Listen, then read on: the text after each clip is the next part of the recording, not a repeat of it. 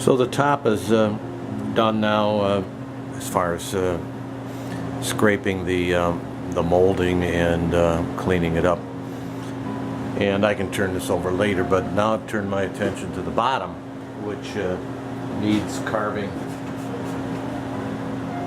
here so that we have a sharp corner as it went in. And so to do that, using a flat carving chisel, and I have a number 3 here that follows the shape pretty well. It'd be nice if the grain ran that way, but it doesn't, so that you could go that way. So I have to use a flat chisel to get in here.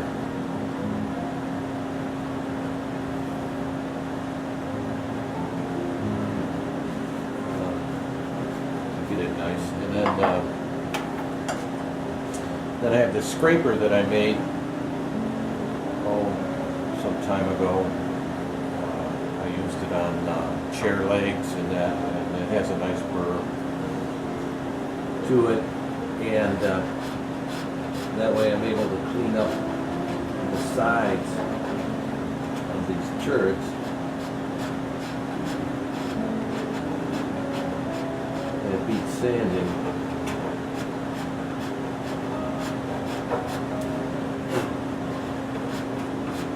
It makes a nice shaving.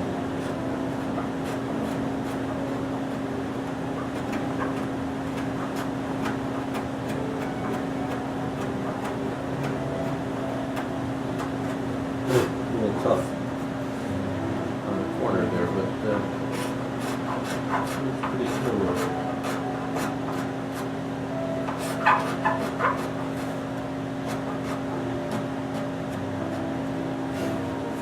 So I'm going to work my way around the table I just started, and so when I'm done, I think the tabletop is going to be finished, other than sanding and staining. I think the top is done, and I'm pretty much satisfied that I'm going to use this top. So I'm probably going to put the top on, and then put this molding that has to go around the top and the bottom of the apron, and I'll put the molding on. Then I'm going to take the top back off and then do the finishing. I think that's the process, but we're getting close to done. There's a lot of time in the top.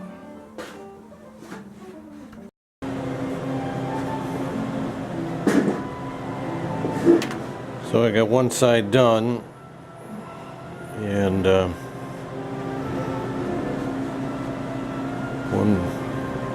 one more side to go, and 2 ends. I don't know if you can see that or not.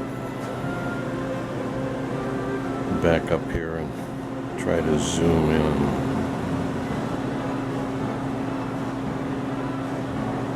Anyway, it's come out pretty good with the chisels, and I actually used a little 120 sandpaper at the end, but between the carving chisels, scraping, and then a little sandpaper at the end. So some more to do tomorrow. Well, the top is finished. I cleaned up all the way around the corners here where they weren't sharp before, and it's come out pretty good. Now, keeping it flat, that's going to be another issue. It's reasonably flat on there now, and I've got the clamps on there to hold it down to try to keep it as flat as possible while I'm working on it. So I think the next thing I'm going to do is use the buttons that I made earlier to attach the table to the top. I measured the thickness of what was left over now, and this is scraped, so it's really, you know, I don't have much more sanding to do. A little bit there, but much more sanding to do on it, but it's a 1/2 inch thick. So we came down a 1/4 inch.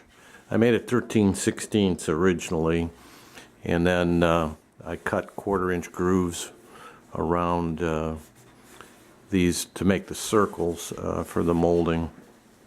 And then I suppose with the scraping and planing in the center that we lost the other 1/16th, but I measured it in a few places, and it does seem to be a 1/2 inch thick. So I won't be able to drive the screws in the table buttons too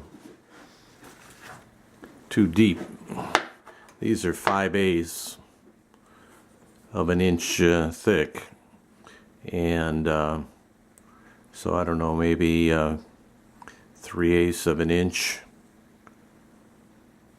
That's pretty close to, well, it leaves 1/8 to the half.